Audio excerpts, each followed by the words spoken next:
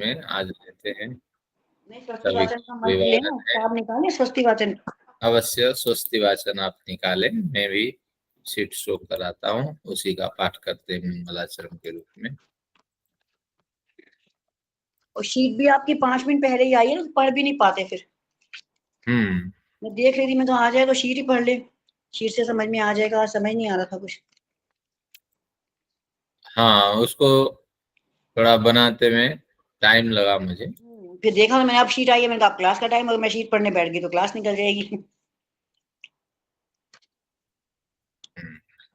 तो मित्र लोग आए, लेकिन मैं निकाल देता हूँ इसके बाद फिर। आज कौन सा नंबर मंत्र है? मंत्र है 21 है। 21 तो हो गया था। हो गया था। 22वां स्वस्ति रिद्धि अभी देखते हैं प्रपथे श्रेष्ठा।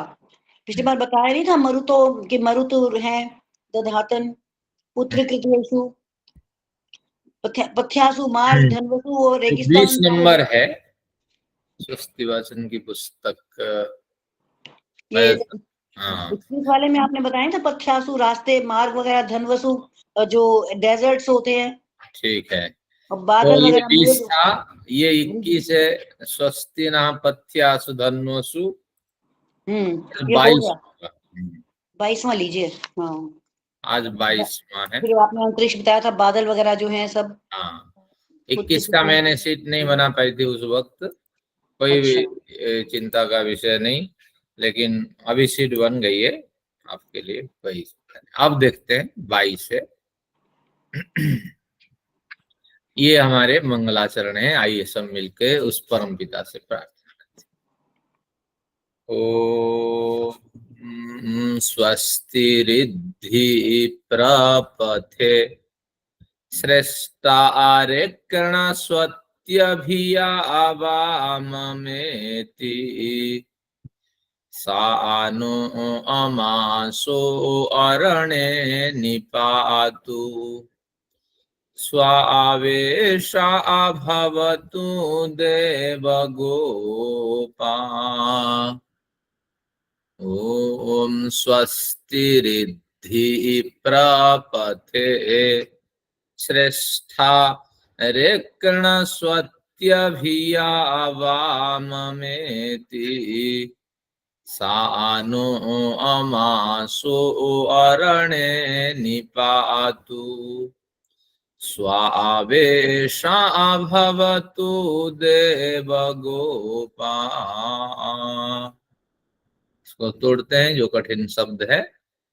स्वस्ति रिद्धि स्वस्ति इति, ये 3 शब्द मिलके स्वस्ति रिद्धि बने थे। प्रपथे, ये पद पाठकार कहते हैं, प्र का अलग अर्थ करना, पथे का अलग अर्थ करना, इस तरह हाइपेन हो देते हैं यहाँ।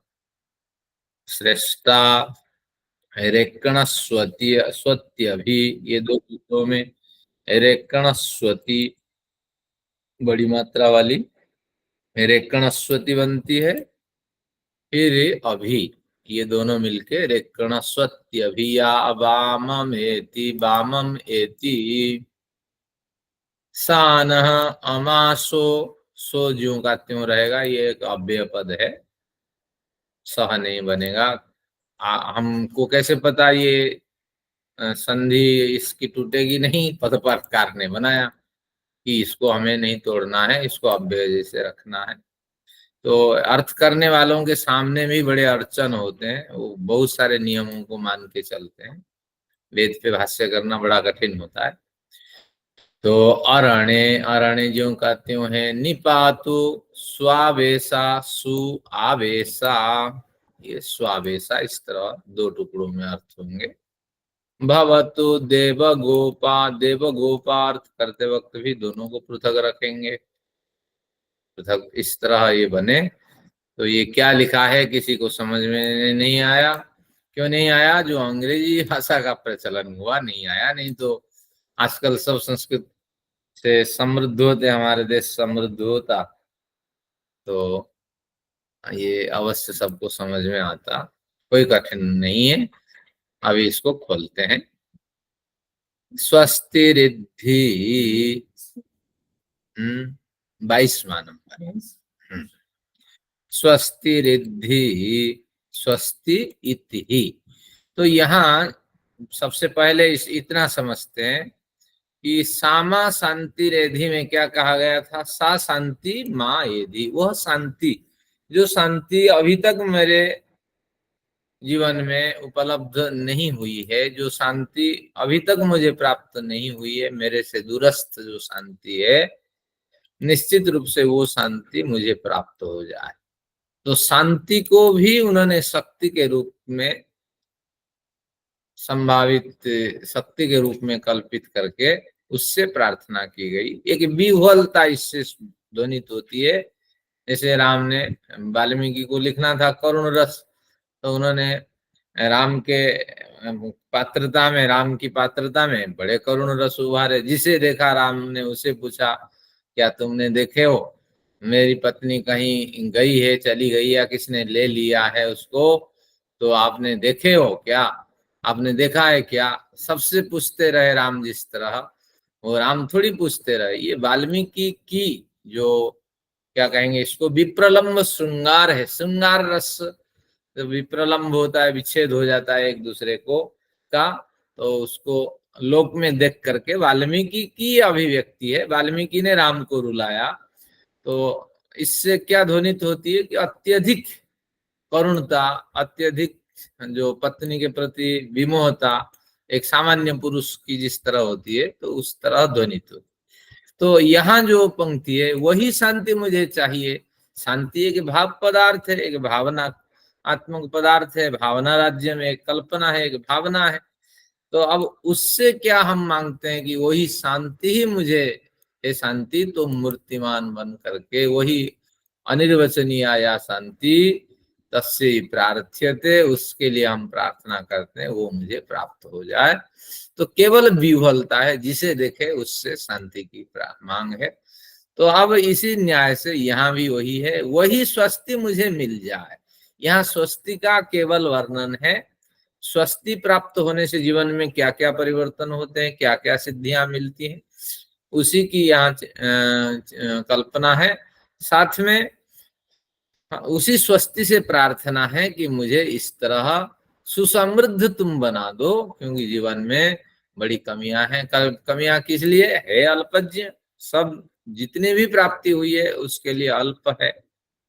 और अपने सामर्थ्य से एक बालक अपनी एक मुट्ठी ये अगर बटोर लेता है तो उससे उसका गुजारा थोड़ी हो जाता। तो इसलिए हमारी समझ भी छोटी है और हमारी सामर्थ्य भी छोटी है। है अल्पज्ञ हमारी, तो मांग रहेगी। तो अब क्या मांगते हैं देखते हैं। इत ही, पहले इत ही लेते हैं। इत ही निश्चय से, ही क्योंकि अर्थ में है, यहाँ निश्चय अर्थ करते हैं। निश्चय ही क्योंकि अर्थ भी कर सकते हैं, लेकिन यहाँ इसी प्रकार हम अव्यय को घटाते हैं। तो निश्चय ही, इत ही, ये रिद्धि से इत ही निकला। अब कहते हैं इत ही प्रपथे, प्रगति के मार्ग में। निश्चय ही प्रगति के मार्ग में क्या है? या श्रेष्ठारे कणस्वती, या श्रेष्ठा जो अत्युत्तम, श्रेष्ठ यानी अत्युत्तम। रे कणस्वती स्वस्ति ही, पहले स्वस्ति शब्द पढ़ते थे तो उसमें विसर्ग नहीं होता था। जो जिसमें विसर्ग नहीं होता है वो अव्यय पद वाला स्वस्ति है। जिसमें विसर्ग होता है वो मति जैसे रूप चलता है। तो मति मति मतयः, स्वस्ति स्वस्ति स्वस्तयः, इस तरह इसके रूप चलेंगे। तो दो प्रकार के स्वस्ति शब्द है, एक अव्यय पद है और एक सुबंत पद है। तो अब देखते हैं क्या कहते हैं। पहली बार तो केवल शब्द परिचय, फिर बाद में द्वितीय बार में अर्थ स्पष्टीकरण होगा आपको। अभी इसका आनंद लीजिए, पद के साथ कैसे इसकी संगति बैठाते हैं। इत ही निश्चय ही प्रपथे, प्रगति के मार्ग में। या श्रेष्ठा रेकणस्वती स्वस्ति, श्रेष्ठ यानी जो अत्युत्तम। रेकणस्वती, रेकण धन को कहते हैं। रेकणस्वती, रेकणस्वती तो सरस्वती, सरस्वती, सरस्वती। तो उसी तरह जो धन स्वरूपिणी स्वस्ति है, तो निश्चित रूप से निश्चय से प्रगति के मार्ग में जो अत्युत्तम धन स्वरूपिणी स्वस्ति सिद्ध होती है। हम सब स्वस्ति की कामना करते हैं, प्रगति के मार्ग में हमें स्वस्ति मिल जाए, धन मिल जाए, आध्यात्मिक भौतिक, तो हमारा जीवन सुधर जाता है। तो वही बात कही जा रही है कि प्रगति के मार्ग में अत्युत्तम धन स्वरूपिणी जिस स्वस्ति की सिद्धि होती है, जिस स्वस्ति की प्राप्ति होती है, जिस स्वस्ति की उपलब्धि होती है, जिसकी हम सभी कामना करते हैं, तो ऐसी जो स्वस्ति है वो और कैसी है? या वामम अभिएति। वाम शब्द के दो अर्थ हैं, सुंदर और मूढ़ता। यहाँ सुंदर अर्थ लेंगे, जो अर्थ जहां घट जाए। तो या वामम अभिएति, ये कहाँ आता है? या वामम एति, अभी यहाँ रेकणस्वत्य अभी से अभी लेंगे। या वामम एति, जो वामम अभिएति, जो स्वस्ति, या यानी जो स्वस्ति, वाम यानी प्रशंसनीय पदार्थ समूह को अभिएति प्राप्त कराती है। यानी स्वस्ति के दो क्वालिटी के वर्णन हुई। एक क्वालिटी में वो धन स्वरूपिणी स्वस्ति प्रगति के मार्ग में योग्य व्यक्ति को प्राप्त होती है। उसकी दूसरी क्वालिटी है जो स्वस्ति प्रशंसनीय पदार्थ समूह को, वाम को यानी प्रशंसनीय पदार्थ समूह को अभिएति प्राप्त कराती है। इसको प्राप्त करने के बाद आप भी जिंदगी भर प्रशंसित होते हैं और निश्चित रूप से आपसे जुड़े व्यक्ति भी प्रशंसा को प्राप्त करते हैं, उत्तम कार्य करते हैं और निष्काम कर्म होता है तो प्रशंसा के योग्य बनते हैं, आप बनते हैं। तो यह वामम अभिएति, जो प्रशंसनीय पदार्थ समूह को प्राप्त कराती है, जो स्वस्ति, और वो स्वस्ति कैसी है? सा अमासो अरणे निपातु। सा कौन? वही स्वस्ति। अमासो, अमा घर को कहते हैं, ये वैदिक शब्द है। तो वह स्वस्ति अमा में यानी घर में, एक अव्यय पद है अमा, तो ये घर में। सो यहाँ और के अर्थ में है। अरण्य निपातु, अरण्य में हमारी रक्षा करें, स्वस्ति की तीसरी क्वालिटी है कि जो स्वस्ति प्रगति के मार्ग में धन के रूप में हमें प्राप्त होती है, जो प्रशंसनीय पदार्थ समूह को योग्यता हमारी समझ करके हमें प्राप्त कराती है, और जो घर में और अरण्य में हमारी रक्षा करती है। जब घर में होते हैं, अरण्य अरमणीय स्थान कहीं बहिर्देश में अपने व्यवहार सिद्ध करने के लिए, अपने व्यवसाय सिद्ध करने के लिए निकलते हैं, जो स्वस्ति वहां भी हमारी रक्षा करती है। देव गोपा, देवों द्वारा रक्षित वही असाधारण शक्तिमती स्वस्ति। देवों द्वारा रक्षित, सभी देव विज्ञानी गुणी विद्वान, उनके द्वारा रक्षित यानी उनके द्वारा प्रशंसित, उनके द्वारा प्रार्थित, ये होगा। जहां देव अर्थ नहीं घटेगा तो आप सब जानते हैं अभिमानी व्यपदेशात, सभी देवों के अभिमानी देवता वो परम पिता। विद्वान ज्ञानी गुणी कहाँ स्वस्ति की रक्षा कर पाए? जब घटी नहीं तो आप यहाँ लगाइए, वही अभिमानी चेतन जो परम पिता है, उस उनके द्वारा रक्षित वही असाधारण शक्तिमती स्वस्ति। स्वावेशा देवगोपासा सुआवेशा भवतु। उत्तम उपलब्धियों में सुआवेशा, उत्तम उपलब्धियों में प्रवेश कराने वाली बने। ये चौथी उसकी क्वालिटी है, जो हमें उत्तम उपलब्धियां प्रदान कराए।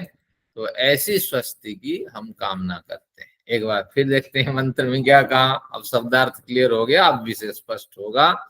हमें वही स्वस्ति चाहिए, वही स्वस्ति हमें उत्तम उपलब्धियों में प्रवेश कराने वाली बने। जीवन में बड़ी उपलब्धि हम चाहते हैं, छोटी उपलब्धि से तो काम चलना नहीं है। तो बड़ी उपलब्धि की कामना से हम उस स्वस्ति से प्रार्थना करते हैं हमारे जीवन में बड़ी से बड़ी उपलब्धियां वो प्रदान करें। तो ऋषि के मन में जो विचार थे वो अंतिम में व्यक्त हो गए। अब ऋषि स्वस्ति की कामना करते हुए खुद स्वस्ति से ही प्रार्थना करते हैं कि निश्चय ही वह स्वस्ति प्रगति के मार्ग में अत्युत्तम धन स्वरूपिणी सिद्ध होती है, उत्तम धन प्रदान करने वाली स्वस्ति होती है। यानी हमारे जीवन में नेक कमाई हो, पर्याप्त कमाई हो, और हमारी इस कमाई से, धन से आध्यात्मिक और भौतिक समस्त समस्याएं दूर हो जाए। तो इस तरह स्वस्ति की हम कामना करते हैं, स्वस्ति से। और उस स्वस्ति से दूसरी कामना है जो सभी प्रशंसनीय पदार्थों को प्राप्त कराती है, निश्चित रूप से वो भी हमें प्रदान करें। हम गलती से, धोखे से, ना समझ से कितने अजायब घर बना रखे हैं, कितने पदार्थों को हमने बटोर रखा है, लेकिन किसी को देते भी नहीं है और उसका उपयोग भी जीवन में नहीं कर पाते हैं, लेकिन संग्रह तो बड़ा करते हैं। जरा आप देखिए, आपका इलेक्ट्रॉनिक की वेस्ट कितने हैं और क्या क्या नहीं है, क्या इलेक्ट्रॉनिक घर तो सबके भरे हुए। तो इसलिए प्रशंसनीय पदार्थों को प्राप्त कराए जिसका उपयोग जीवन में हो, और फिर वही स्वस्ति हमें घर में हमारी रक्षा करें और हमारी रक्षा बाहर भी में भी करें, एकांत स्थान में, अरण्य में भी करें। देव गोपा, उस परम देव, परम पिता के द्वारा रक्षित वही असाधारण शक्तिमती स्वस्ति से हमारी प्रार्थना है, वह उत्तम उपलब्धियों में हमें प्रवेश कराने वाली बने। क्या बढ़िया मंत्र है। लेकिन ये मंत्र पाठ करते वक्त ध्यान नहीं जाता है कि इस तरह इसमें विचार भरे हुए हैं। आइए सारांश देखते हैं। दिव्य गुणधर्मी भावनात्मक पदार्थ स्वस्ति से भी हम स्वस्ति की मांग करते हैं, क्योंकि हमें तो स्वस्ति चाहिए। तो स्वस्ति कहते कहते हमारे मन में विचार आता है, निश्चित रूप से ये स्वस्ति एक भावनात्मक पदार्थ नहीं है, एक सद्भाव पदार्थ है, और वो हमें स्वस्ति प्रदान करें। स्वस्ति प्राप्ति की विफलता स्पष्ट दिखती है।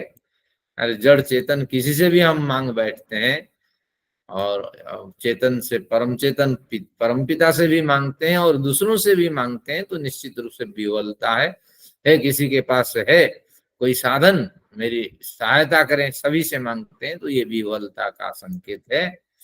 और एक ऐसी विफलता सामा शांति रेधि मंत्र पंक्ति के सम्मान, इसमें विफलता है, गंभीर व्यंजना है। तो स्वामी विदय भी इस तरह लिखते वक्त मेरे मन में विचार आया। एक कविता, उनकी एक ग्रंथ है, छपी थी, अभी तो अनुपलब्ध है, और उसमें वो लिखते हैं, तुम ही से तुम ही को मांगू। ईश्वर से वो कहते हैं, तुम ही से तुम ही को मांगू, तुमसे सुंदर और कौन है, तुमसे सुंदर और कौन है, जिससे मैं अनुरागू, जिससे मैं अनुरागू, तुम ही से तुम ही को मांगू, तुम ही से तुम ही को मांगू। एक विह्वलता है, भावुकता है। तो बहुत बढ़िया आज की जो ये स्वस्ति वाचन मंत्र श्रृंखला रही। तो सबका धन्यवाद। इस कड़ी को शुरू करने वाले जितने भी कारक हैं, आप सभी का धन्यवाद। आते हैं, कोटि कोटि धन्यवाद और कोटि कोटि प्रणाम। चलिए, सभी का आभार है। न्याय दर्शन पे चलते हैं।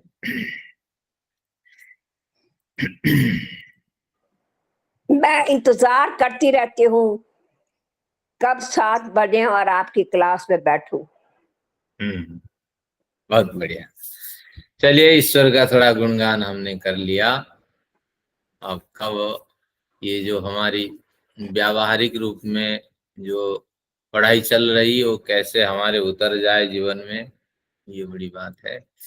आइए आज का प्रकरण स्पर्श कर दें। अनुराधा जी का धन्यवाद।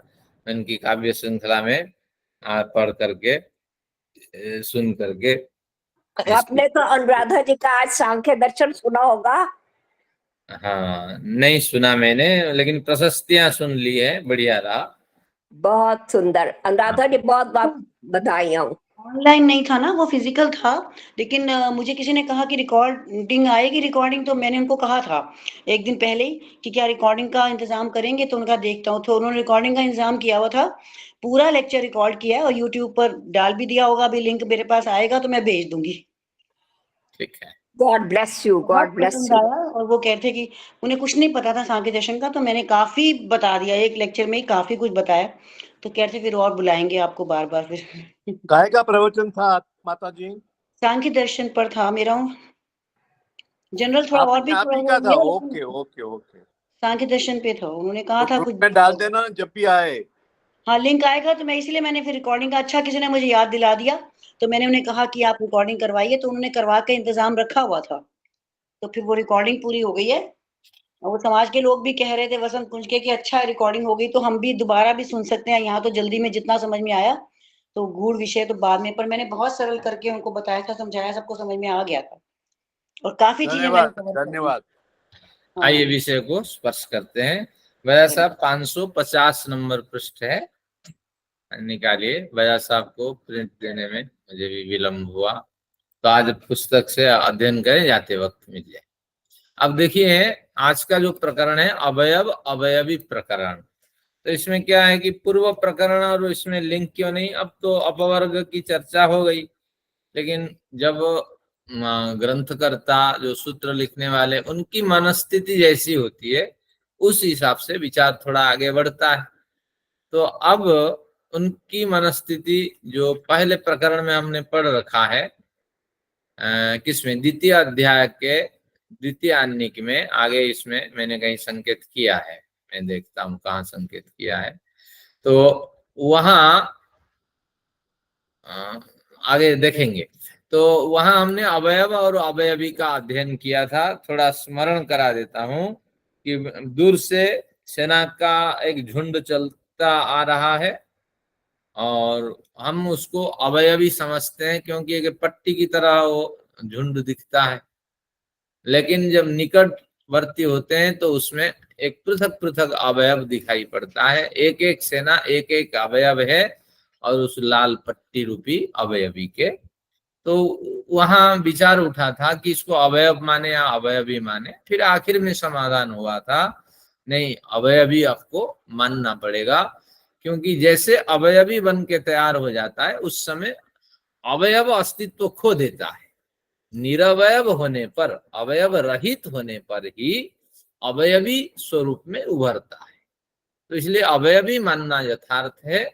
अवयव क्यों न माने, क्योंकि अवयव जो दिखाई पड़ता है वो तत्वतः कई पदार्थों का मेल है, और अवयव कभी दिखता नहीं है। अवयव यानी परमाणु, परमाणु कभी दिखते नहीं है, और जब परमाणु सामने आते हैं उभर करके, तो अवयवी स्वरूप में ही आते हैं। ये उसका निष्कर्ष था पूर्व प्रकरण में, ये निष्कर्ष था। अब उसी प्रकरण को थोड़ा और छेड़ते हैं। हाँ, यानी ग्रंथकर्ता की अपनी मनस्थिति है, उसी प्रकरण को और अधिक वो स्पष्ट करते हैं। देखते हैं क्या कहते। सूत्र संख्या 4 है। अवयवी तो, अवयव तो अलग अलग नजर आते हैं। अगर पेड़ एक अवयवी है तो उसमें पत्ते, शाखा, जड़वर सब अलग अलग तो नजर आते हैं, तो अवयव नजर तो आते हैं सारे। या हमारा शरीर है, उसके सब अलग अलग अवयव नजर आते हैं। तो पूर्व प्रकरण फिर आप भूल गई। वो और कहते हैं फिर जैसे नजर आएगा तो वो अनेक अवयवों का झुंड होगा। अवयव कभी नजर नहीं आता है। अवयव यानी परमाणु, और परमाणु किसी के नजर में नहीं आते हैं। लेकिन परमाणु जब त्रिणुक, चतुराणुक आदि बन के सहस्राणुक बनेंगे तभी नजर आएंगे। तो इसलिए अवयवी मानना बहुत अधिक स्पष्ट है, अवयव आपको मानना नहीं है, ये इसका अभिप्राय है। अब पूर्व प्रकरण के साथ अब अवयवी ही निष्कर्ष में निकलेगा। थोड़ा और उन्होंने इस विषय को उठाया।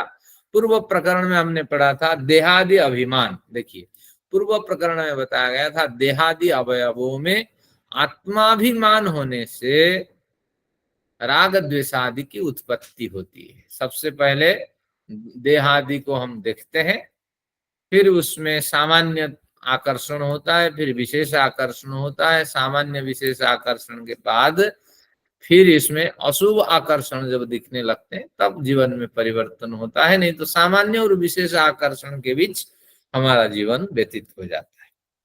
तो इसके पीछे क्या कारण है?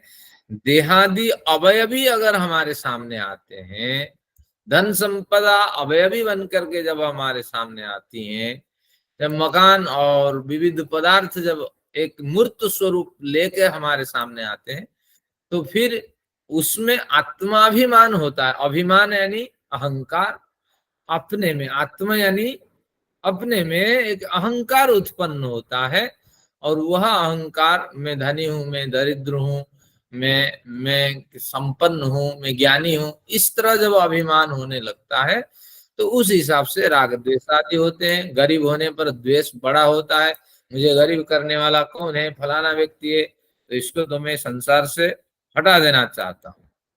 तो इस तरह आत्माभिमान होने पर राग द्वेष उत्पन्न होते हैं, और राग द्वेष उत्पन्न होंगे तो प्रवृत्ति सक्रिय हो जाएगी। प्रवृत्ति यानी मनवाणी शरीर से कार्य होगा, फिर जैसे गलत अच्छे बुरे कार्य होंगे फिर हम कर्म बंधन में बंध जाएंगे। ये पूर्व प्रकरण में हमने अध्ययन किया।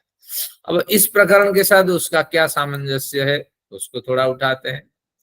जब अवयवी नामक कोई पदार्थ सिद्ध ही नहीं होता, तब आप देहादि अवयवी में मिथ्या मोह के कारण आत्माभिमान उत्पन्न हुआ है, इसे कैसे मान सकते? इस संबंध में सूत्रकार पूर्व पक्षी बनकर क्या कहते हैं इसको देखते हैं।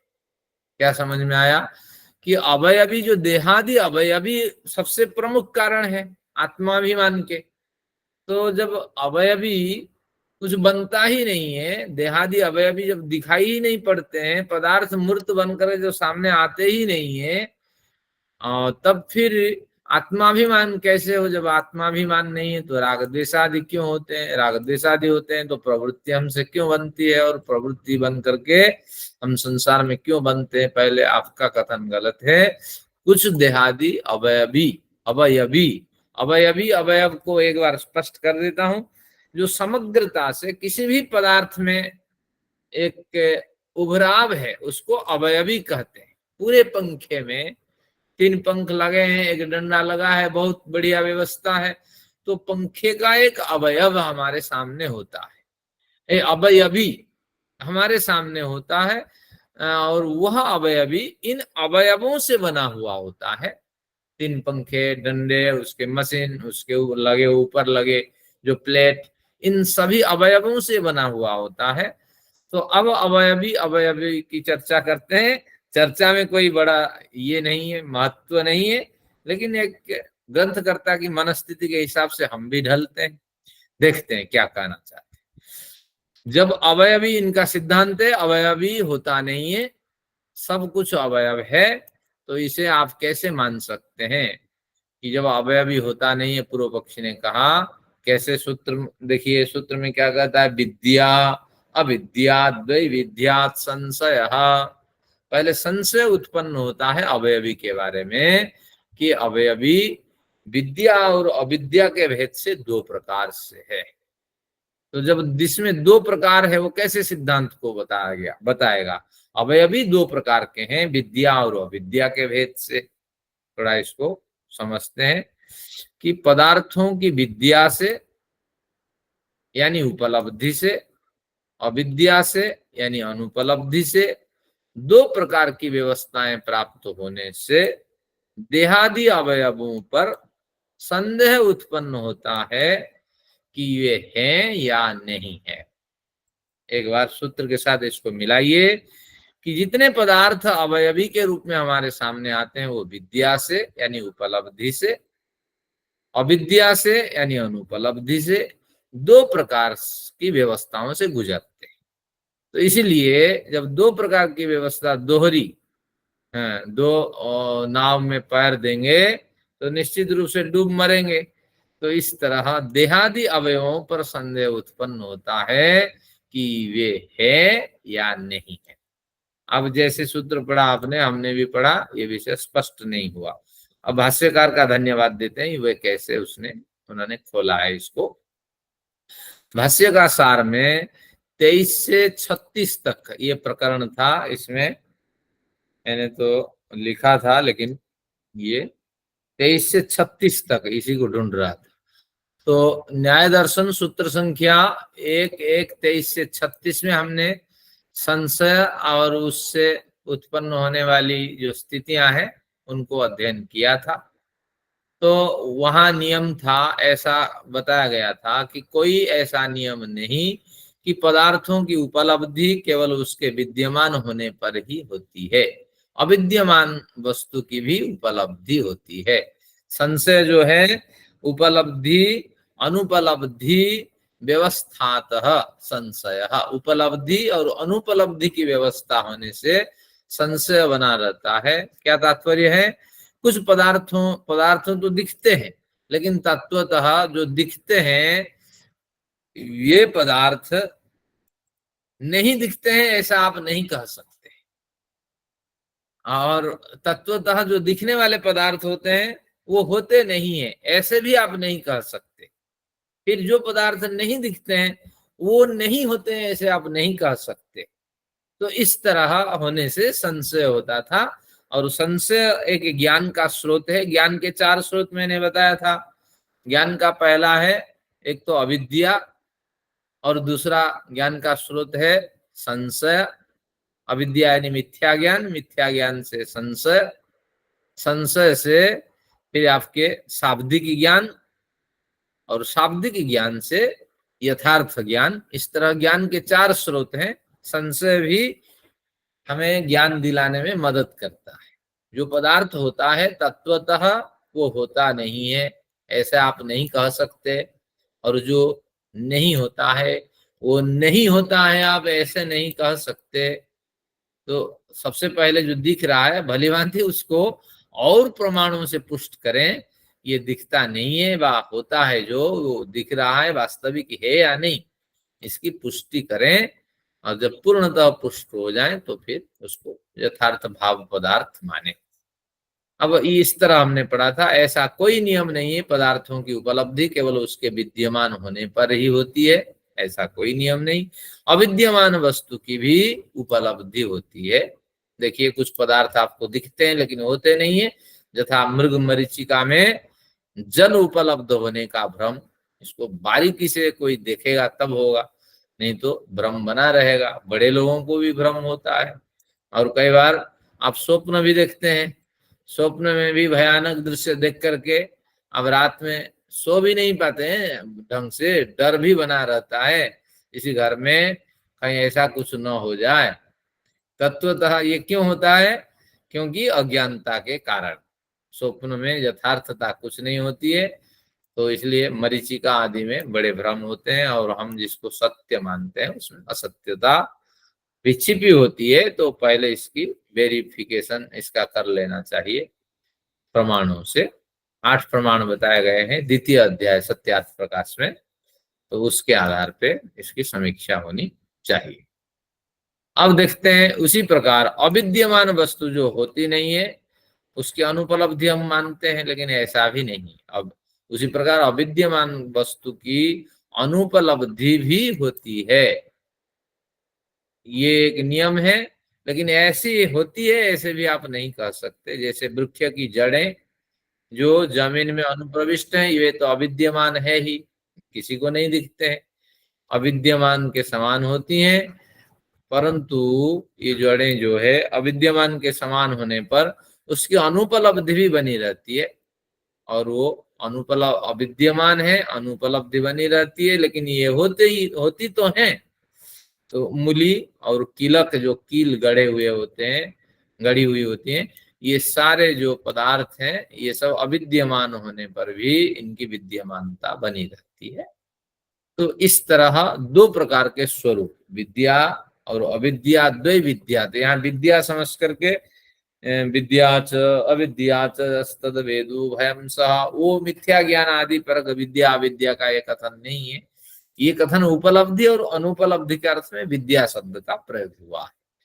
तो निश्चित रूप से परीक्षा जब तक नहीं होगी तो हम नहीं मान सकते देहादि अवयवों से आत्माभिमान होकर के राग द्वेष और प्रवृत्ति के कारण हमें संसार में आना पड़ता, ये हम मानने को तैयार नहीं है। इस तरह पूर्व पक्षी ने अपना विचार रखा। भैया साहब विषय स्पष्ट हुआ? हाँ, भैया साहब को स्पष्ट हुआ? तो आचार्य जी, तो पूर्व पक्षी क्या कह रहा है, उसे देह भी नजर नहीं आ रही? हाँ, कि पूर्व पक्षी एक तर्क रखने वाला व्यक्ति है, जरूर नहीं उसका तर्क में दम हो, लेकिन इस तर्क में दम है नहीं। तो यही कह रहे हैं ना कि देह भी नजर नहीं आ रही है उसे। हाँ, जो देह दिखाई पड़ रही है वो तत्वतः है या नहीं नहीं, इसमें संदेह बना रहता है। जब तक संदेह बना रहता है तो आप सिद्धांत कैसे उसको मान लेंगे? और जैसे कोई चीज उपलब्ध होते हुए भी अनुपलब्ध है, अनुपलब्ध होते हुए भी उपलब्ध है, तो हाँ, है, दिख रही है देह, पर पता नहीं अभी भी अनुपलब्ध ही है शायद। अब हमें समय दीजिए, हम वेरीफाई करके उसको देखें, तब भी सिद्धांत बताएं। अब जिंदगी बीत जाएगी, वेरिफिकेशन हो नहीं पाएगा। ये कह रहा है वो, ठीक है। हाँ, इस तरह उटपटांग सी एक शंका या जिज्ञासा रखी गई। अब देखते हैं 4-2, हाँ 4-2-4 में क्या, हाँ इसकी चर्चा हो गई। अब देखते हैं आगे। ऐसे में हम कैसे मान लेंगे देहादि अवयवी जिसमें आत्माभिमान होने के कारण राग द्वेष को बढ़ाते हैं, वे अस्तित्व में हैं, हम कैसे मान लेंगे? ऐसे में वे अस्तित्व में हैं, हम कैसे इसको मान लेंगे? इस तरह प्रश्न ये रखा है। आगे देखते हैं 5 नंबर में क्या कहते हैं। सिद्धांति ने यहाँ कुछ विचार दिया। तो तदसंशय पूर्व हेतु प्रसिद्धत्वात्, तदसंशय पूर्व हेतु प्रसिद्धत्वात्। यहाँ एक बात और भी ध्यान रखना है, जरूरी नहीं कि जितनी जिज्ञासाएं उठती हैं उन जिज्ञासाओं में बल हो, क्योंकि अपने बचाव के लिए बड़े तर्क बच्चे रखते हैं न, बच्चों के सामने जब बात करें, लेकिन उनको पता नहीं इस तर्क में दम नहीं है। मोबाइल देख रहे हो? नहीं देख रहा था। तो फिर क्या कर रहे थे? मैं तो उसको सेटिंग कर रहा था। तो भाई देख तो रहे थे। तो बच्चे इस तरह फंसते हैं। इसी तरह हर जिज्ञासा में दम हो ऐसी कोई मायने नहीं है, लेकिन कई बार बढ़िया जिज्ञासा भी हो जाती है। अब कहते हैं यहाँ संशय नहीं होना चाहिए, तद असंशय, इसको तोड़ेंगे, तत् असंशय, कि आपको इस तरह संशय नहीं करना चाहिए, संदेह शंका नहीं करना चाहिए कि देहादि जो अवयव है वो आत्माभिमान के कारण है। इस तरह संशय नहीं करना चाहिए। क्यों? क्यों? पूर्व हेतु प्रसिद्धत्वात्, इसके जो हेतु है, इसके जो प्रयोजन है, इसके जो कारण है, उनकी चर्चा पहले प्रकरणों में हमने भली भांति कर ली है। तो यहाँ गलत कहा, ये ठीक था। 23 में ही हमने पढ़ा था किसका, ये संशय को पढ़ा था 23 में, 1-1-23 नंबर सूत्र में। अब इसकी जो परीक्षा हुई थी ये 32 से 36 के बीच में। तो मैंने ढूंढ करके यहाँ लिखा, यहाँ संशय नहीं करना चाहिए, क्योंकि पूर्व अध्यायों में इन सूत्रों में इस अवयवी के अस्तित्वमान होने के हेतु की सब प्रमाण सिद्ध कर दी गई है। तो इसलिए आपको संदेह नहीं करना चाहिए। तदा संशय पूर्व हेतु प्रसिद्धत्वात्, तो पूर्व में हेतु के साथ, प्रयोजन कारण आदि के साथ इसको सिद्ध कर दिया है, प्रसिद्ध कर दिया है कि अवयवी अवश्य अस्तित्व में होता है। तो इस तरह सूत्रकार के मन में विचार आया कि पहले तो इसकी चर्चा कर दी और फिर नवीनता क्या लाऊं। तो फिर सूत्रकार तो प्रसन्न जब होते हैं, फिर और नए विचार रखे इस अवयवी के बारे में। अब क्या रखते हैं देखिए, पूर्व पक्षी बन करके छठे में रखे विचार, वृत्त्यनुपपत्तिरपि तर्हि न संशयः, वृत्त्यनुपपत्तिरपि तर्हि न संशयः। अब न जो है उसको पहले ले लेंगे अर्थ करने के लिए। न सिद्धांति का कथन ठीक नहीं, आपने पहले सिद्ध कर लिया, हम मानने को तैयार नहीं है। जब मानने को कोई तैयार ही नहीं है, हम आपका धर्म फर्म कुछ नहीं मानते, हम ईश्वर नहीं मानते, तो हम तो यही करेंगे। तो इस तरह उन्होंने कहा हम आपके सिद्धांत को नहीं मानते।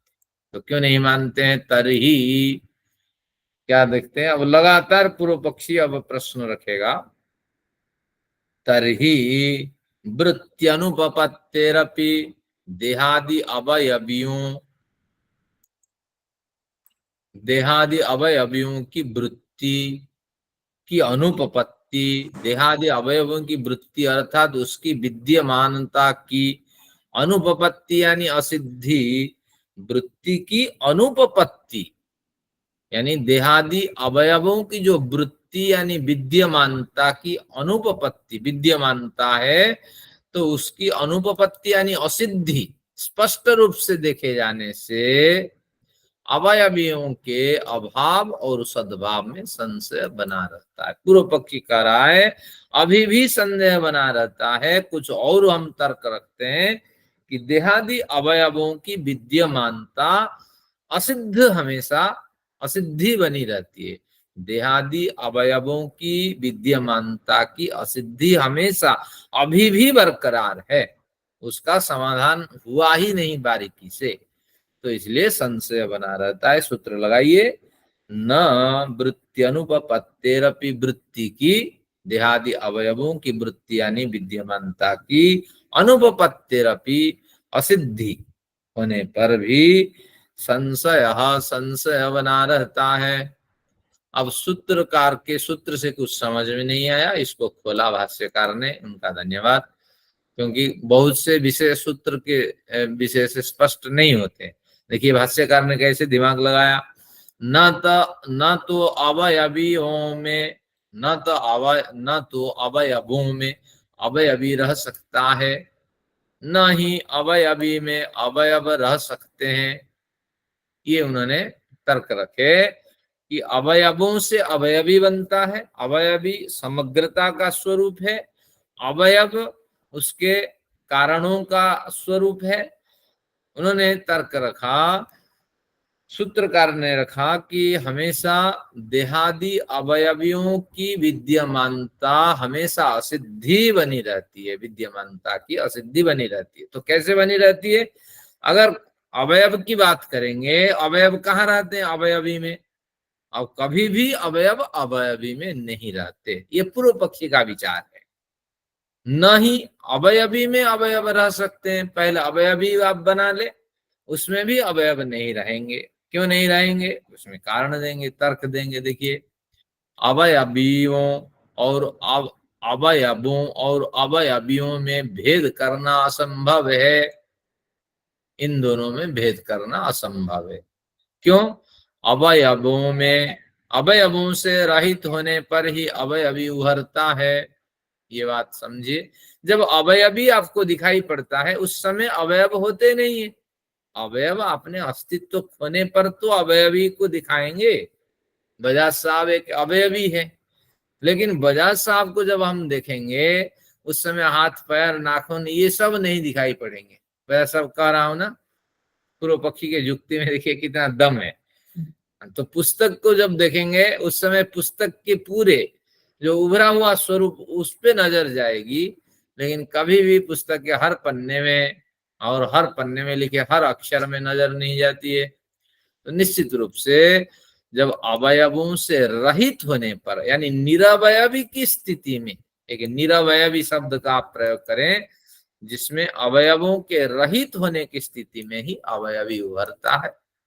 तो उस समय जब अवयवी दिखाई पड़ता है तो अवयव होते नहीं है। फिर उस उभरे अवयवी पदार्थों में आप अवयवों को ढूंढ नहीं पाएंगे, इसलिए अवयवों में अवयवी नहीं रहता। तो इसलिए अवयव ही अवयवी को पकड़ रखते हैं, ये आप नहीं कह सकते, क्योंकि अवयवी में तो कोई एक अवयव दिखाई नहीं पड़ता, फिर दूसरे ढंग से उसको करते हैं। उसी तरह अवयवी में भी अवयव नहीं रहते, क्योंकि अवयवों में अवयवी नहीं रहते, इसको सिद्ध किया। अब कहते हैं अवयवी में अवयव नहीं रहते, अगर कहीं रहते तो अवयवी में पृथक अस्तित्व मान होकर वो दिखाई पड़ते। यानी पंखा है, उसमें 3 पंख हैं, क्या वो अवयवी से अलग होके दिखाई पड़ता है क्या? अवयवी के साथ वो तो घुसा हुआ रहता है, तो कभी भी वो अवयवी को छोड़ करके अपना एक पृथक अस्तित्व सिद्ध नहीं कर पाएगा। तो ये युक्ति में कोई इतना दम नहीं है, लेकिन है एक युक्ति, इस तरह तर्क रखे जाते हैं। जैसे एक कथा सुनाई पड़ती है कि बाप देखा कि मेरे परिवार में सब झूठ बोलते हैं, तो बच्चे को गुरुकुल छोड़ देते हैं। निश्चित रूप से ये जो डीएनए बड़े दिन से चला आ रहा है, मेरा बाप झूठ बोलता था, मैं झूठ बोलता था, क्योंकि व्यापारी परिवार में ज्यादा झूठ चलता है, तो इसलिए बच्चे पढ़ लिख करके संपन्न हो जाएगा, बच्चा संपन्न हो जाएगा। अब बच्चे गुरुकुल छोड़ करके जब उसका समावर्तन संस्कार करके लेके आया व्यापारी, तो एक बार मन में आया कि देख लें, पूछ करके बच्चे से कि झूठ छल जो था उसको छोड़ा या नहीं उन्होंने अपनी आदत से। तो बाप ने कहा, नदी में आ रहे थे नाव में बैठ करके, बाप ने कहा ये बहुत बड़ा मगरमच्छ बेटा, नदी शांत नदी है, वहां मगरमच्छ कहाँ आएगा? तो कहते हैं मगरमच्छ बीच में बैठो, बीच में, किनारे मत बैठो। अब था तो उसी का झूठा आदमी, डीएनए का झूठे डीएनए का वो लड़का ने कहा, हाँ पिताजी, मुझे जोर से पूंछ मार दिया, मेरे देखिए खून निकलने वाला था, लेकिन किस तरह बंद हो गया, मैं व्यायाम करके हट्टा कट्टा हूं ना। तो तात्पर्य जिस तरह इस कथा में कोई दम नहीं है और निरर्थक जैसे कोई शब्द इस तरह बोलता नहीं है, तो इसी तरह ही समझ लेना चाहिए, इनका एक कथन है। लेकिन है दम है कि इतना दम है कि जब निरवय भी हो जाता है, अवयव जब अपने अस्तित्व खोते हैं तो अवयवी उभरता है, और अवयवी के कहीं भी आप ढूंढें तो अवयव आपको नहीं मिलेंगे, क्योंकि अवयव को निकाल लेने पर उस अवयवी की एक अलग परिभाषा हो जाएगी। तो इस तरह अलग परिभाषा के साथ हम किसी अवयवी को देखना नहीं चाहते। पूर्णतः हम चाहते हैं आम जैसे दिखाई पड़े, लेकिन ये क्या है, सड़ा हुआ आम, गला हुआ आम, टेढ़ा हुआ आम, और किस तरह बना हुआ आम, इस तरह परिभाषा न हो। बस अगर कहीं है तो अवयवी से पृथक अस्तित्वमान होकर वो दिखाई पड़ता, अगर अवयवी से अवयव पृथक है तो दिखाई पड़ता। इसलिए संशय बना रहता कि अवयवी है या नहीं। इस तरह आचार्य जी, हाँ जी, अवयवी के लिए कोई समानार्थक शब्द भी तो हो सकता है, अवयवी इसके लिए समानार्थक शब्द हो दूसरा। हाँ, संपूर्णता हो सकती है, किसी पदार्थ की संपूर्णता और कारण रूपता, इस तरह पदार्थ के संपूर्णता को हम अवयवी कहेंगे, और जो कारण रूपता, टुकड़े टुकड़े कारणों से तो संपूर्णता उभरती है, उसको भी हम कहेंगे। तो आज दम न होने पर भी हम समझेंगे, ईश्वर को भी इसी न्याय से समझ लेंगे। आज थोड़ी ईश्वर की इसमें चर्चा करिए। ईश्वर संपूर्ण सृष्टि में व्याप्त है। अब अगर संपूर्ण सृष्टि में व्याप्त है तो सृष्टि ईश्वर के कारण अवयवी है, और हम सब क्या है, इस सृष्टि के अवयव है। हम थोड़ा उसको और संतोष मैडम जी के विचारों को और थोड़ा प्रौढ़ता देते हैं। एक व्यापक, एक व्याप्य। व्यापक ईश्वर है, क जहां लग जाए, व्यापनम करोति इति व्यापक। कई बार आपको भ्रांति होती है व्याप्य व्यापक में, तो क शब्द को देखिए, क अगर लग जाए तो जो व्यापन करता है सब में, वो ईश्वर का वाचक होगा। और हम व्याप्य है, ईश्वर में व्याप्त हुए हैं, ईश्वर में घुसे हुए हैं। तो निश्चित रूप से ईश्वर अवयवी है और हम अवयव है। और लेकिन ईश्वर हमारे अवयव और अवयवी के तालमेल के साथ नहीं तोले जाते। जैसे ईश्वर हम सब में व्यापक हो करके एक पृथक अवयवी है, और हम सब ईश्वर में व्याप्त होकर के एक पृथक अवयव है।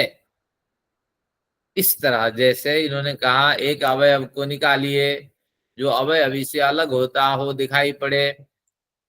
ये पदार्थों में ये नियम तो चलेगा कि अवयवी से अवयव अलग नहीं होगा, लेकिन हम ईश्वर से अलग हो सकते हैं, हमारे कर्म के हिसाब से हमें फल मिलता है। भले ही ईश्वर आयतन हमें प्रदान करें, ईश्वर के आश्रय में रहें, लेकिन हमारा एक पृथक अस्तित्व है। तो तात्पर्य ये हुआ इस निष्कर्ष से, पदार्थों के गुण धर्म के साथ ईश्वर का नियम, ईश्वर के गुण धर्म नहीं चलते। जैसे आपने ऑफिस में काम के लिए निर्धारित समय पे पहुंचना था और आपने लेट पहुंचा, तो घंटे भर आपने अधिक काम कर लिया, बस आपकी माफ हो जाएगी, छुट्टी हो जाएगी। ये तो संसार का नियम है, लेकिन ईश्वर का नियम इससे नहीं चलता। काली गेंद फेंकी गई तो काली गेंद ही वापस आएगी, लाल बन के नहीं आएगी। तो इसलिए आपने अगर लेट किया तो उसका भी दंड मिलेगा, अधिक किया तो उसका भी फल मिलेगा। तो इसलिए ईश्वर की नियम श्रृंखला, ईश्वर का स्वरूप किसी भी सांसारिक पदार्थ या प्रकृति के नियम स्वरूप से अलग होता है। तो किसी भी प्रकृति के नियम से वो टटोला नहीं जा सकता, उसकी तुलना नहीं की जा सकती। इस तरह उसको समझ। चलिए मैडम जी का धन्यवाद, थोड़ा गंभीर चर्चा हो गई। तो ईश्वर की व्यवस्था अलग है, हमारी सबकी व्यवस्था अलग है। आगे देखते हैं, 4-2-6 पे हम चले। 6 जितना जाएगा, क्योंकि आज विषय रोचकता विषय में नहीं है, लेकिन अगर लंबा खींचे तो न लेंगे। आगे देखते हैं 6 के बाद 7 भी पूर्व पक्षी का है। मैं कुछ पूछूं आचार्य जी? अवश्य। ईश्वर और जीव ये दोनों अवयव हैं, ना कि अवयवी, क्या ये ठीक है? क्योंकि परमाणु रूप ही हैं, आत्मा और परमात्मा दोनों परमाणु रूप हैं, वो किसी परमाणुओं का संग्रह नहीं है, इसलिए दोनों को अवयव ही कहना ठीक है, ना कि अवयवी। अभी तो अवयवी की चर्चा चल रही कि व्याप्य व्यापक अवयव अवयवी की तो परिभाषा तो करनी पड़ेगी। अब इसके पीछे तर्क आगे मिलेगा। परिमाण गुण इनमें भेद करने लगता है। परिमाण गुण जो है, जिसमें व्यापक परिमाण है वो अवयवी है, जिसमें सीमित परिमाण नामक गुण है वो अवयव है। तो इस न्याय से अवयव और अवयवी का भेद तो कर सकते हैं, लेकिन ईश्वर किसी अवयवी में भी नहीं आता है ना अवयव में आता है। ईश्वर को हम छोड़ देंगे, भले जीवात्मा को कहीं ले लें। इस तरह कुछ विचार है। आगे देखते हैं, विषय में और प्रौढ़ता आएगी। तो ईश्वर तो सबसे अलग है, किसी भी नियम में बनते नहीं। 4-2-7 में देखिए क्या कहता है। कृच्छ्न एकदेश अवृत्तित्वाद अवयवानाम अवयव्य भावः। कृच्छ्न एकदेश अवृत्तित्वात् अवयवानाम अवयव्य भावः। अवयवानाम अवयवों में गोसु गवाम्बा कृष्णा बहुखीरा। और संतोष मैडम समझ पाएंगी। गवाम अवयवों में अवयवी का अभाव, यानी पूर्व पक्षी कहता है आप अवयवी का अभाव मानो। क्यों मानो? क्योंकि अवयवी के एक देश में और कृष्ण समग्र देश में अवयव का नामो निशान नहीं दिखाई पड़ता। देखिए कृष्ण यानी समग्र देश में, एक देश में किसके? अवयव के अवृत्तित्वात न दिखाई पड़ने से, अवयवों का न दिखाई पड़ने से अवयव्य भाव। संसार में देहादि अवयव होते नहीं है, जब नहीं होंगे तो आत्माभिमान नहीं होगा। आत्माभिमान नहीं होगा तो क्यों आप तर्क रखते हैं राग द्वेष इससे उत्पन्न होते हैं फिर हम संसार में बनते हैं? तो आपका सिद्धांत गलत है।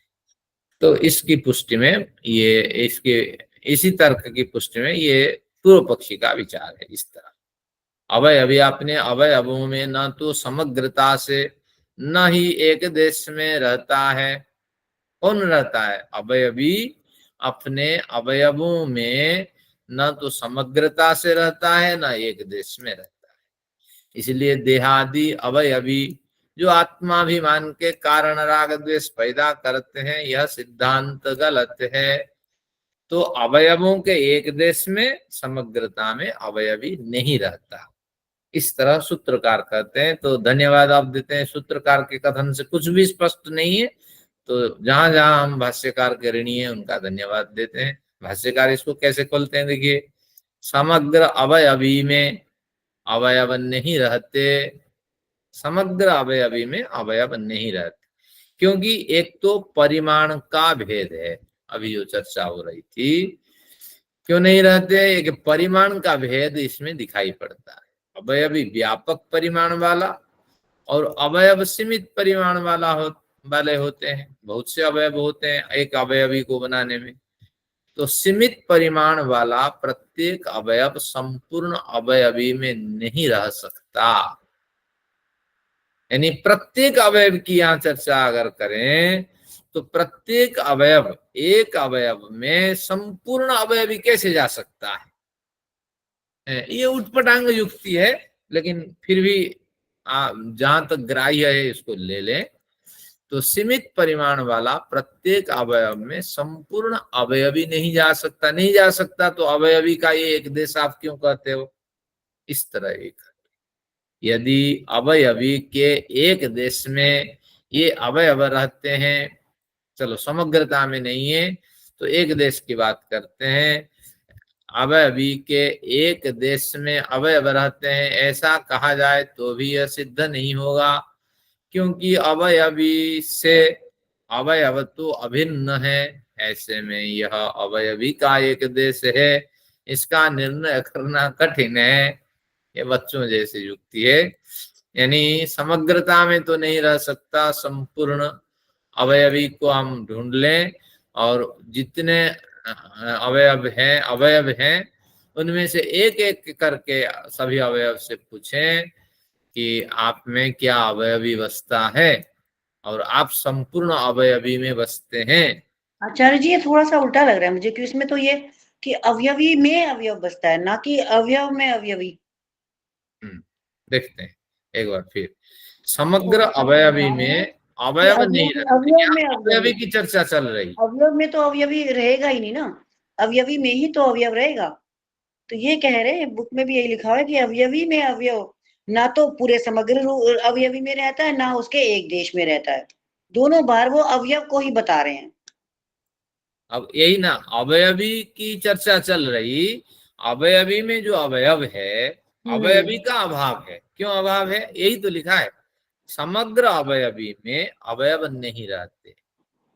हाँ, ये अवयव तो नहीं रहते अवयव पूर्व में। पक्षी है ना, ये तो पूर्व हाँ। पक्षी है। हाँ नहीं, वो तो ठीक है पॉइंट उसका, लेकिन वो जो पूर्व पॉइंट है वो पक्षी है, ये है, इसलिए ऐसी बातें करता है वो। नहीं हाँ, वो तो ठीक है, पर मैं जो पॉइंट है वो ही देख रही हूँ ना, पॉइंट क्या कह रहा है वो तो देख रहे हैं ना, समझ तो रहे उसको रहे हैं ना कि क्या अवयवी कह रहा जो है। है उसका तो ये निषेध हो रहा है, और तो उस वो ये कह रहा है अवयवी कि के, अवयवी में अवयव ना तो संपूर्ण उसमें रहता है, उसकी बॉडी में, और ना ही उसके एक देश में रहता है। तो यहाँ समस्या कहाँ है, समग्र आपने ये अवयवी कहा कि में अवयव में अवयवी रहता है, कहाँ आपने है, देखिए ना, पंक्ति आपने ध्यान से नहीं देखी, इधर उधर देखे ना, समग्र अवयवी में अवयव नहीं रहते, अवयव की चर्चा चल रही है, क्योंकि अवयवी में अवयव नहीं रहते, ठीक है। हाँ, क्योंकि एक तो परिमाण का भेद होता है, यही कथन है जो वहां भी है, अवयवी व्यापक परिमाण वाला, ये सीमित परिमाण वाला है, इसलिए। तो सीमित परिमाण वाला तो व्यापक में रह ही ले लेगा। लेकिन पूर्व पक्षी का अपना विचार है, तो इसलिए ये तो हो सीमित गया कि दो और परिमाण दो वाले, चार नहीं है तो नहीं है, बस दो और दो चार नहीं है तो नहीं कई है। बार युक्ति में बल नहीं होती है, बल नहीं होता है, तो मान लीजिए सीमित क्योंकि परिमाण सीमित वाला। परिमाण वाला बड़े परिमाण में तो रहेगा ही ना, रह ही सकता है ना। तो अब इनके पीछे तर्क देखिए, सीमित परिमाण वाला प्रत्येक अवयव, अब वो कहते हैं प्रत्येक अवयव से पूछो कि क्या आप में अवयवी बसता है, अवयवी तो व्यापक है, तो सीमित में कैसे बस जाए, क्या प्रत्येक आदमी में, आत्मा में ईश्वर बसता है क्या, अगर ईश्वर बसता है क्या समग्रता से बसता है, जब समग्रता से नहीं बसता है तो समग्रता से हम ईश्वर में नहीं बसते, ये इसका तात्पर्य है। कुछ ना कुछ इसमें दम है, जैसे समग्रता, ईश्वर तो बसता है सामान्य रूप से हमारे अंदर, ईश्वर की व्यापकता में थोड़ा सा स्पर्श है, लेकिन हम समग्रता से ईश्वर में नहीं बसते, या हमारे अंदर आत्मा जो है वो ईश्वर को प्राप्त कर ईश्वर की समग्रता को व्यक्त कर लेती है, ऐसा हम नहीं कह सकते। तो इस तरह प्रत्येक अवयव में अवयवी समग्रता से नहीं बसता है, इसलिए समग्रता की चर्चा हो गई।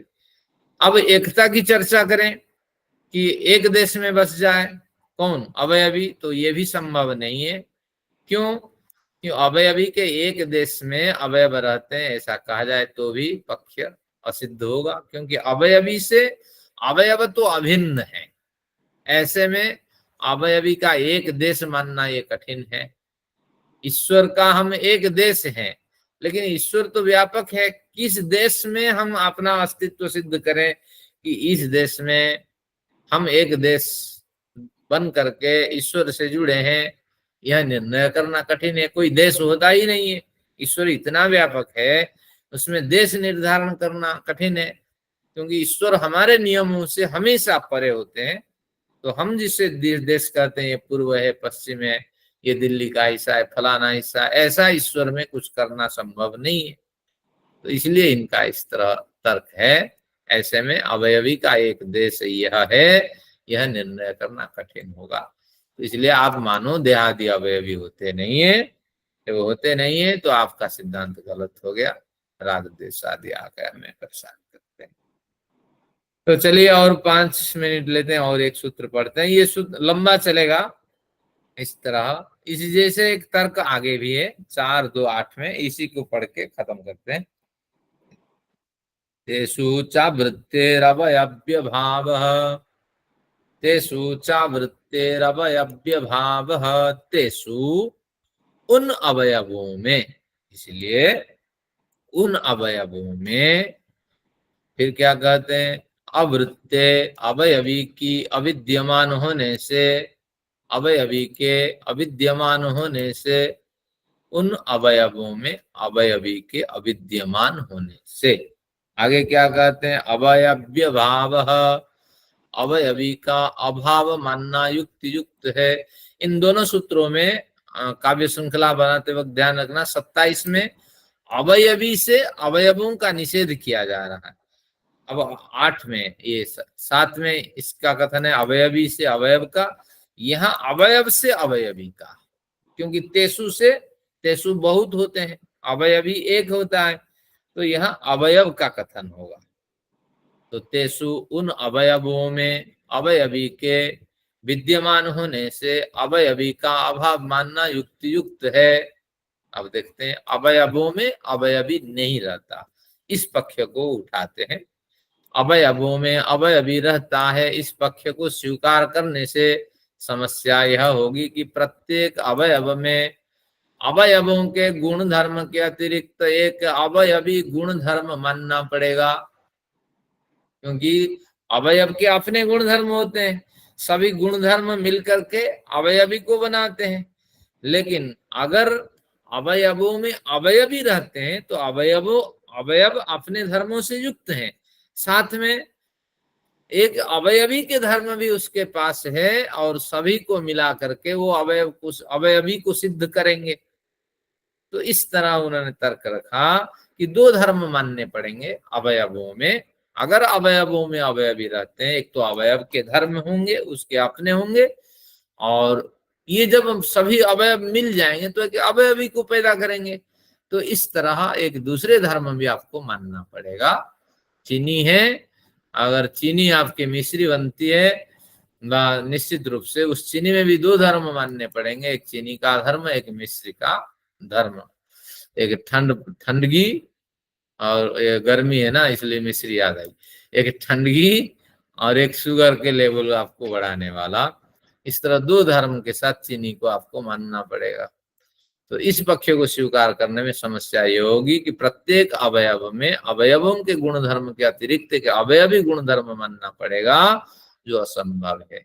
साथ में अवयव और अवयवी के परिमाण गुण भी समस्या उत्पन्न करेगा, क्योंकि पिछले में भी परिमाण का हमने अध्ययन किया था कि एक देशी परिमाण गुण वाले अवयवों में, एक देश में रहता है अवयव, बहुदेशी अवयवी गुण कैसे उभर सकता है? तो ये समस्या होगी, हम में ईश्वरपन कैसे उभर सकता है, हम में अपना ही पन उभरेगा। तो इसलिए अतः देहादि अवयवी होते नहीं है, ऐसा मानना अधिक उचित है। ये पूर्व पक्षी का तर्क है। अगर देहादि अवयव होते नहीं तो समस्या किस बात की, फिर हमें जो राग द्वेष आदि आएंगे नहीं, तो बड़ा मजा आएगा। तो इस तरह इसका तर्क है। आगे आपको आगे छोटा सा प्रकरण है, खींच लेते हैं क्योंकि आगे इस निरस्ता आएगी। है 9 मिनट है, 5 मिनट में हो जाएगा, बड़ा कुछ नहीं है। अब 9 नंबर सूत्र पे वजह से आप चलते हैं। पृथक चावयवेभ्यो अवृत्ते, ये भी पूर्व पक्षी का कथन है। यहाँ पूर्व पक्षी का कथन आपको मानना पड़ेगा। हाँ, अब पूर्व पक्षी यहाँ क्या कहता है?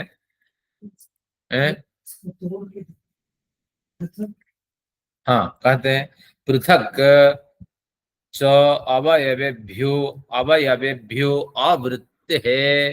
पृथक च अवयवेभ्यो अवृत्ते है, तो अवयव रूप कारणों से भिन्न, पृथक यानी भिन्न, अवयव रूपी कारणों से भिन्न किसी अवयवी की विद्यमानता स्वीकार नहीं की जा सकती है।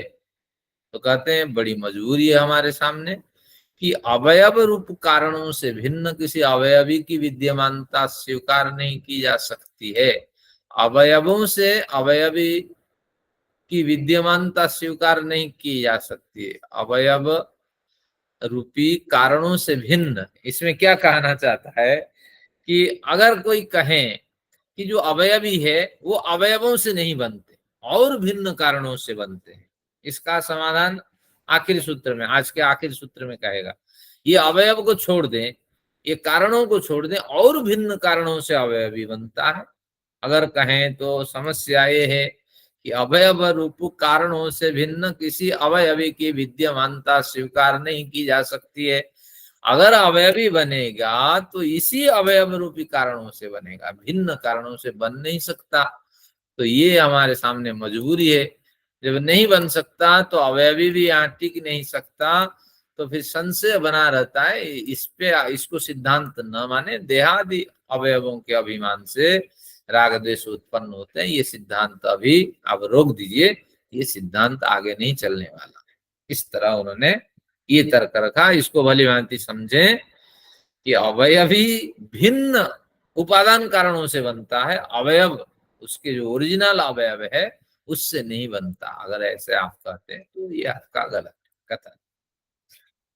फिर आगे देखते हैं, 9 हो गया, 10 पे पहुंच गए। न च अवयव्यवयवाः, न च अवयवी अवयवाः, कुछ विशेष नहीं है। न च कहते हैं नहीं है, क्या नहीं है? जो अवयवी है वे अवयव है, ऐसा भी हम नहीं कह सकते।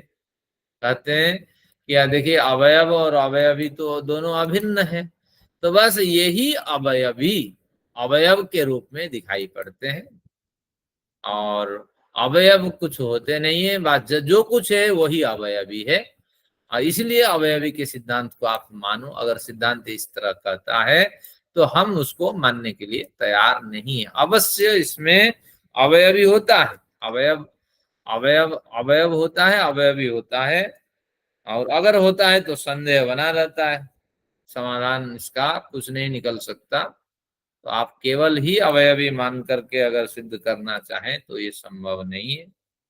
तो इस तरह उन्होंने पूर्व पक्षी का ये भी तर्क है, पूर्व पक्षी का। तो बस जो अवयवी है वही अवयव है, इसलिए अवयवी सिद्ध है, अवयव को छोड़ दें वो परेशान करता है, ऐसा भी आप नहीं कर सकते। अब देखते हैं, यहाँ से समाधान देते हैं। समाधान भी कोई बड़ा मजेदार नहीं है, बड़ा मजेदार देखते हैं। क्या कहते हैं? एकस्मिन् भेदाभावात्, एकस्मिन् भेद अभावात् भेद शब्द प्रयोगानुपपत्तेर प्रश्नः। एकस्मिन् भेदाभावात् भेद शब्द प्रयोगानुपपत्तेर नोपपत्तेरपस्न एकस्मिन् एक अखंड अवयवी में भेदाभावाद भेद न किए जा सकने के कारण अवयवी में कौन भेद करेगा? ये अवयव है, ये अवयवी है, ये इसके एक देश में रहता है, ये इसके भिन्न देश में रहता है, ऐसा भेद कौन करेगा? तो एक अखंड अवयवी में भेद न किए जा सकने के कारण कृष्ण समग्रता और एक देश आदि शब्दों का प्रयोग शब्द प्रयोग अनुपपत्ते, इस तरह शब्दों का प्रयोग करके प्रश्न उठाना ये आपका निरर्थक है। अवयवी और अवयवों में इस तरह भेद उत्पन्न करके समग्रता और एक देश रूपी भेद उत्पन्न करके शब्दों से उसका प्रतिपादन करना ये निरर्थक है। पूर्व पक्षी को यह स्वीकारना होगा कि अवयवों में अवयवी संपूर्णतया रहता है, न कि एक देश में, न कि समग्रता में। इस तरह आप भेद नहीं कर सकते।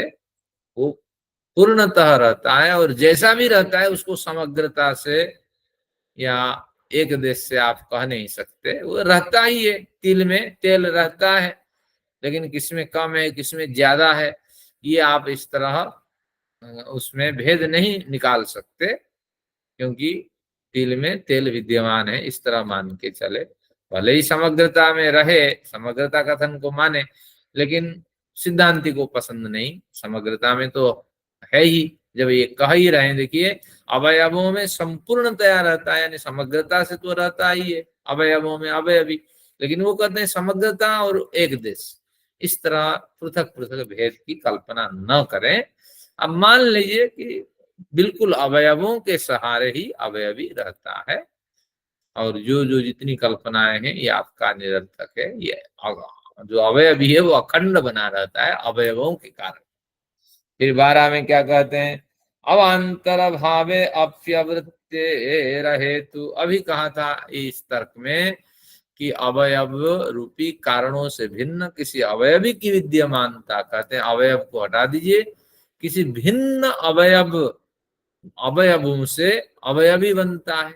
अगर इस तरह कहेंगे तो कहते हैं अवांतर भावे, अवांतर अवयव भावे, ये अर्थ होगा। ये भी सिद्धांति का पक्ष है। सिद्धांति क्या कहना चाहता है? सिद्धांति ये कहना चाहता है कि अगर आप अवांतर भेद की बात करेंगे, पूर्व पक्षी द्वारा कहा गया था, जाना गलत है कि अवयवी अन्य सभी अवयवों में रहता है, अपने अवयवों में नहीं रहता, अन्य सभी अवयवों में रहता है। तो अवांतर जो भाव है अवयवी का, अपि अवृत्ते, उसकी अवृत्ति होगी, उसकी असिद्धि होगी, उसकी अनुपपत्ति होगी, और अहेतु, और इसमें कोई विशेष हेतु नहीं है, कोई विशेष कारण नहीं दिखाई पड़ता है, क्योंकि एक एक अवयव में ही अवयवी बसता है। तो इस तरह कुछ घुल मिला करके हमने अध्ययन किया और इतना समझा कि ईश्वर तो हम सब में बसते हैं, लेकिन ईश्वर हमसे पूर्णतः अलग है। हम ईश्वर के एक देश में हैं, यह भी नहीं कह सकते। ईश्वर की समग्रता में है, यह भी नहीं कह सकते। लेकिन हम जैसे हैं ऐसे ही हैं तो अल्पज्ञ और ईश्वर सर्वज्ञ। तो इसी सिद्धांत को माने और ज्यादा इसमें हम भेद उत्पन्न न करें। तो इस तरह आज का अध्ययन यहीं पूरा हुआ। तो पहले शांति पाठ कर लेते हैं जिनको जाना है, फिर कुछ प्रश्न रखते हैं। ओम देव